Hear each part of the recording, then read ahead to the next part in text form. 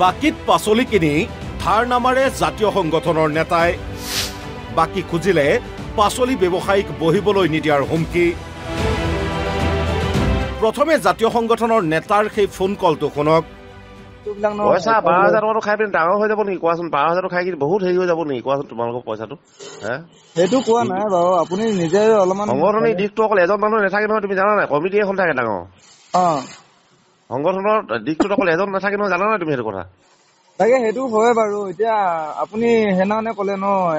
কৈছো বস্তুবিলাক মই সেইদিনা ডিছকাছ কৰা বোলে হেৰি তেনেকে কৈছে তাৰপৰা ক'লে কি বোলে অইলৰ পইচাটো আহিব তাৰপৰা অইলৰ পইচাটো আহিলে দি দিম হৈ গ'ল এতিয়া ইহঁতে যে নামানে ন মাইকী মানুহ আমিতো মতা মানুহবিলাক এনেকে জনা বুজা হৈ থাকিব কিন্তু মাইকী মানুহতো নামানে নাই মাইকী মানুহ আমাৰ সংগঠনতো মাইকী মানুহ আছে কিন্তু এনেকে হ'লে কিন্তু তোমালোকে ডিব্ৰুগড়ত আহি পিনে বহিব নাপাবা কিন্তু একদম ক্লিয়াৰলি কথা কৈছে বুধবাৰে ডিব্ৰুগড় যিকোনো জেগাত একদম চাব পৰা পিনে থাকিব লাগিব ডিব্ৰুগড় ডিষ্ট্ৰিক্টত সোমাব নাপাবা কিন্তু আমাৰ সংগঠন আঞ্চলিক সংগঠন আছে কিন্তু দেই জাতীয় সংগঠনৰ নামত জাতিৰ তেজ কোহা এচাম নেতাই খাটি খোৱা পাচলি ব্যৱসায়ীকো এৰা নাই এইসকল ব্যৱসায়ীয়ে শদিয়াৰ পৰা ডিব্ৰুগড়লৈ পাচলি বিক্ৰী কৰিবলৈ আহে কিন্তু গাত ৰ'দ আৰু ভৰিত ধূলি লগাব নোখোজা নেতাৰ লুণ্ঠন খাটি খোৱা ব্যৱসায়ীকো আক্ৰাছু নেতা বুলি চিনাকি দিয়া দিগেন দত্ত নামৰ এইজন নেতাই প্ৰায় 12,000 টকাৰ পাচলি লৈ ব্যৱসায়ীসকলক দিয়া নাই পইচা চব্জি লৈছিলে আমাৰ পৰা শদিয়াৰ পৰা আহিছো আমি ৰাতি 2টা বজাত আহো আৰু চব্জি লৈছিলে আমাৰ পৰা গধূলি টাইমত দিম বুলি সন্ধিয়া টাইমত চব্জি লয় দিনত ৰাতিপুৱা লৈ গৈছিল 8টা বজাৰ পৰা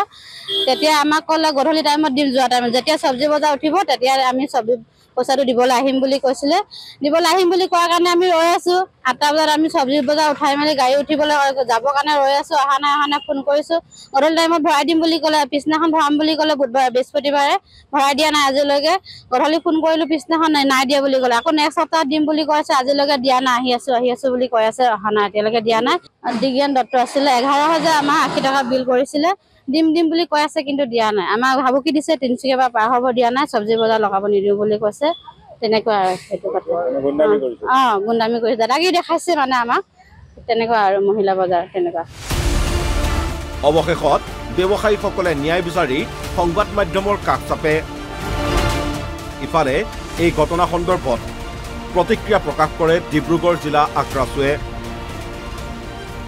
কোচ ৰাজবংশী হিচাপে তেখেতলোকে যিটো আমাৰ আজি এই থলুৱা ব্যৱসায়ী যি 11,700 টকা প্ৰায় পইচা দিবলৈ আছে এই পইচাৰ কাৰণে আমি গোটেই কোচ ৰাইজ লজ্জাজিত হৈছোঁ আৰু আজি এই দিগেন দত্ত বোলাজনকতো আমি হয়তো চিনিয়ে নাপাওঁ তেখেততো আমাৰ ডিব্ৰুগড় ডিষ্ট্ৰিক্টৰে নহয় তেখেত হৈছে বোলে ধেমাজি আৰু ধেমাজি এজন ব্যক্তি আহি এই ডিব্ৰুগড় ডিষ্ট্ৰিক্টত মই মতালি হিচাপে যি কাম কৰি আছে এই কামক আমি গৰিহণা জগাইছোঁ আৰু আমি আপোনালোকৰ মাধ্যমৰ যোগেদি প্ৰশাসনক এটা আমি অনুৰোধ জনাইছোঁ যাতে এই দোষীক শাস্তি দি তেখেতলোকৰ যি প্ৰাপ্য এই প্ৰাপ্য দিয়াৰ যাতে সুবিধা কৰি দিয়ে তাকে মই প্ৰশাসনলৈ অনুৰোধ জনালোঁ ভিডিঅ' জাৰ্নেলিষ্ট মৃদুলৰ সৈতে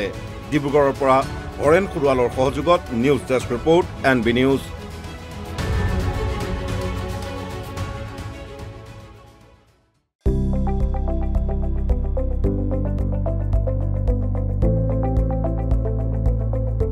NB নিউজ